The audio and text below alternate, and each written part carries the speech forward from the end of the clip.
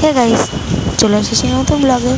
আর আজ দ্বিতীয় দিন, মানে উদ্বোধন করার পরের দিন আমরা দোকান নিয়ে বসেছি। তো দেখো দোকানটা কেমন সাজিয়েছি, তোমাদের সঙ্গে শেয়ার করলাম। এখন বেশি মালপত্র নেই, তো দেখো, তাও তোমাদের সঙ্গে শেয়ার করলাম। তো আস্তে আস্তে হবে, নতুন দোকান তো অল্প কটা জিনিস নিয়েছি। আর এই যে দেখো দোকানটা এরকম।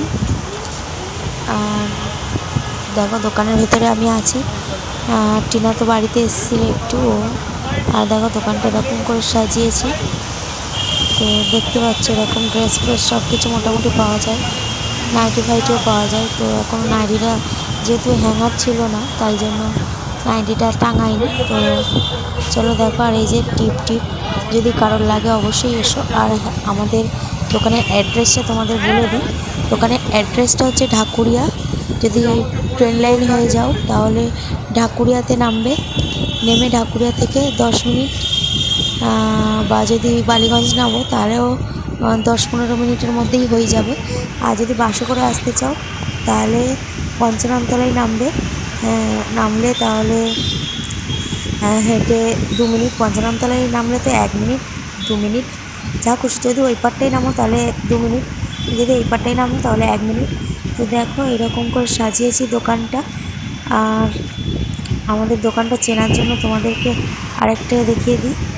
এই যে দেখো, এই যে আমাদের এই যে দোকানটা দেখছো, এটার পুরো সামনাসামনি রয়েছে একটা মুড়ি দোকান। তো সেই মুড়ি দোকানটা তোমাদেরকে দেখাচ্ছি। তার আগে দেখো আমাদের এখানে স্বাধীনতা দিবস সেলিব্রেশন হয়েছে, মানে হকার ডে, তাই জন্য এইগুলো সব সাজিয়েছিল। তো দেখো পুরো দোকানের সামনে এই যে জিনিসগুলো পাওয়া যায়।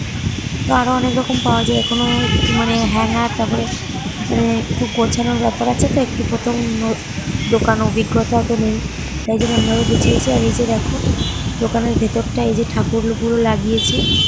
তো দেখো দেখাচ্ছি তোমাদেরকে, এই যে এরকম হয়েছে ঠাকুরগুলো, মানে লাগানো হয়েছে এরকম করে। তো চলো ঠাকুরের দর্শন তোমাদের করিয়ে দিলাম। আর এই যে এবারে জিনিসপত্রগুলো এই যে এরকম করে রেখেছি। দেখো মেয়েদের ইনার প্যান্টি সব কিছুই পাওয়া যায়, যেমন বাচ্চাদের ফ্রক, বড়োদের কুর্তি, নাইটি, আর এই যে জামা কাপড়গুলো। আর এই যে দেখো সেফটি পিন, তারপর তোমার কাজল, এগুলো পাওয়া যায়। আরও বড় মানে অনেক কিছুই পাওয়া যায়। তো তোমরা একদিন এসো আমাদের দোকানে, তাহলে বুঝতেই পারবে। তো দেখো এই যে রুদ্র বসে আছে। আর এই যে আমাদের দোকানে দেখো এই জিনিসপত্রগুলো এরকম করে সাজিয়ে রেখেছি। তো বাচ্চাদের জামা কাপড় আছে এই সাইডে, দেখো এরকম করে সাজিয়ে রেখেছি এখন আপাতত। তো দেখো তো এরকম করে সাজিয়ে রেখেছি। এখানেও এগুলো এরকম করে রেখেছি। তো চলো তোমাদের এই যে দেখো আইলাইনারটা, আইলাইনার ফাইলাইনার সবই পাওয়া যায়। তোমরা একদিন এসো আমাদের দোকানে, তারপরে বুঝতে পারবে যে আমাদের দোকানটা কেমন।